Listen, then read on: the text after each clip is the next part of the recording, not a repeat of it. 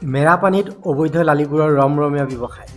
বিভিন্ন দল সংগঠনৰ প্ৰতিবাদক আওকাণ কৰি মেৰাপানীত প্ৰদীপ গুপ্তা নামৰ ব্যৱসায়ীজনে চলাই নিছে লালিগুৰৰ চোৰাং ব্যৱসায়।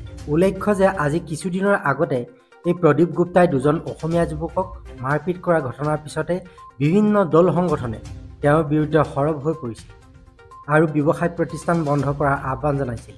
তৎসত্ত্বেও প্ৰদীপ গুপ্তাই অবৈধভাৱে লালিগুৰৰ ব্যৱসায় চলাই নিয়াৰ বিষয়টোৱে ৰাইজক ভবাই তুলিছে। মেৰাপানীৰ পৰা জোন গগৈৰ সহযোগত খবৰ গোলাঘাট। জনামতে এই গাড়ীখনত অবৈধ লালিগুৰ আছে আৰু যিটো লালিগুৰ নাগালেণ্ডৰ পৰা আহি থকা সময়ত CRPFে এই গাড়ীখন জব্দ কৰিছে আৰু CRPFে জব্দ কৰাৰ পিছত গোলাঘাটৰ এক্সাইজ অফিচাৰ আহি ইয়াত এই গাড়ীখন জব্দ কৰিবলৈ আহিছে। কিন্তু ইয়াত এটা কথা আমি বুজিব পৰা নাই যে এই গাড়ীখন যিখন চিজ কৰিবলৈ যিজন অফিচাৰ ইয়ালৈ আহিছে তেখেত উইদাউট ইউনিফৰ্মত আহিছে। আৰু দ্বিতীয় কথা হৈ গ'ল যেন গুড়ৰ ব্যৱসায়টো, গুড় বিক্ৰীৰ যিটো ব্যৱস্থা, এই ব্যৱস্থাটো গোলাঘাট প্ৰশাসনে 2 মাহৰ বাবে বন্ধ ৰাখিছে আৰু এইটো সময়ত 144 ধাৰা গোলাঘাট জিলাত জাৰি হৈ আছে।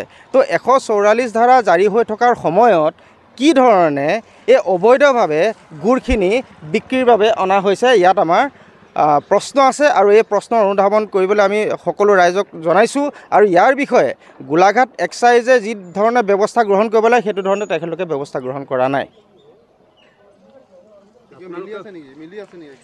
হয়, ইয়াত আমি ক'বলৈ বিচাৰোঁ যে ইয়াত এক্সাইজ আৰু যি এই গুড়ৰ মালিক তেখেতলোকৰ মিতিৰ আলিতে এই অবৈধ গুড়ৰ ব্যৱসায়টো দৈয়াং অঞ্চলত অতিমাত্ৰাভাৱে চলি আহিছে, যিটো কাৰণত অবৈধভাৱে যিখন চুলাই বেপাৰ চলি আছে, এই চুলাই খাই বিভিন্নজনৰ মৃত্যুমুখত পৰিছে আৰু ইয়াৰ বিৰুদ্ধে আমি দৈয়াংবাসী ৰাইজ ঐক্যবদ্ধভাৱে সংগ্ৰাম এখন কৰিছোঁ, যিখন সংগ্ৰামত আমি কৈছোঁ যে ইয়াত লালিগুৰৰ ব্যৱসায়টো বন্ধ হ'ব লাগে।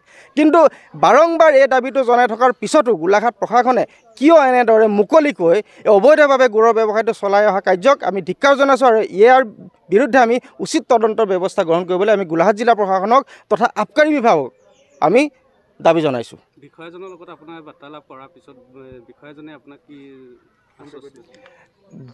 যিগৰাকী আবকাৰী বিষয়া ইয়ালৈ আহিছে তেখেতে কৈছে যেন তেখেতে এই গাড়ীখন জব্দ কৰিব পৰা তেখেতৰ অথৰিটি নায়েই। তো যদি তেখেতে গাড়ীখন জব্দ কৰিব পৰা অথৰিটি নায়েই তো তেখেত ইয়ালৈ আহিছে কিয়? আমাৰ প্ৰশ্ন 1। 2 নম্বৰ প্ৰশ্ন হৈ গ'ল যেন তেখেত যেন এজন আবকাৰী বিষয়া আমি নাজানো, কাৰণ তেখেতে ইউনিফৰ্ম পৰিধান কৰি অহা নাই।